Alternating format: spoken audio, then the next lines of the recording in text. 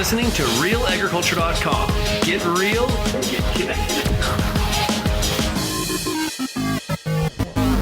All right, so we are here at the Alberta Beef Industry Conference, joined by Dr. Brian Evans, Deputy Director General of the World Organization for Animal Health. So you mentioned in your presentation that Canada should maybe take an active role in participating in the PVS assessment. What is that? PVS, we're all bad at acronyms. PVS stands for Performance of Veterinary Services.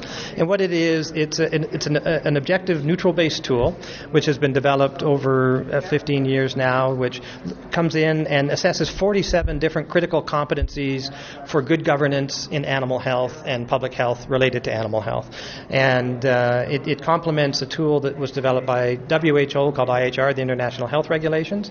And what we're advocating is that all countries should avail themselves of this external assessment. It's delivered by trained experts. It's not confrontational. It's not an audit. It's not meant to embarrass a country. What it does, it comes in and assesses countries against these 47 competencies, so they know where they stand, where are our strengths, where could we improve, where if money were made available, where would that money give the best return.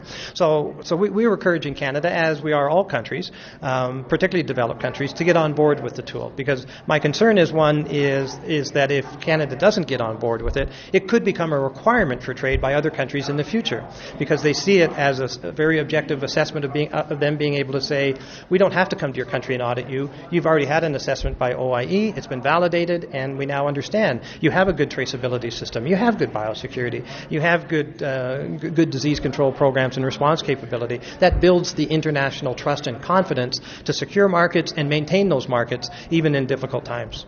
You mentioned that 135 countries have already done the assessment. How long does it take? How long would it take for our country to complete it?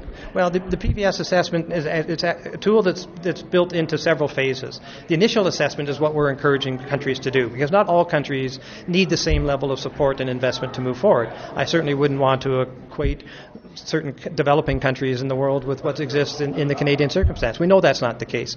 And so what the tool does is it gives you a basic assessment, which in the case of developing countries, it's used by World Bank to determine will they invest in a country. That's not Canada's circumstance, obviously.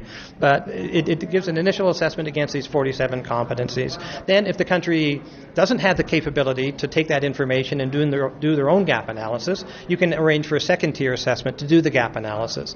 And then usually after 2 years, it's recommended that they come back and complete a third level of investment to see, with these investments, have you moved the yardsticks? You now have a baseline of where your strengths are. How have you improved against that? And if a country has very specific shortcomings, i.e. they don't have appropriate legislation, they don't have appropriate education in agriculture, in veterinary medicine, the OIE will come in and do very specific work to help country redraft their legislation to make sure they have the core jurisdictional authorities to have an effective system that protects not just the country and its citizens, but protects the rest of the world as well. So it's an iterative tool, and it could be used at multiple levels. What we're suggesting is, now that we are seeing other developed countries come on board, we really think it's in Canada's best interest to go down that road. And we know that Canada's had those discussions. We know they had a workshop to discuss with industry and provinces, and it was very favorable. And so we hope they continue down that road. Dr. Evans, thank you so much for joining us My today. pleasure. Thanks.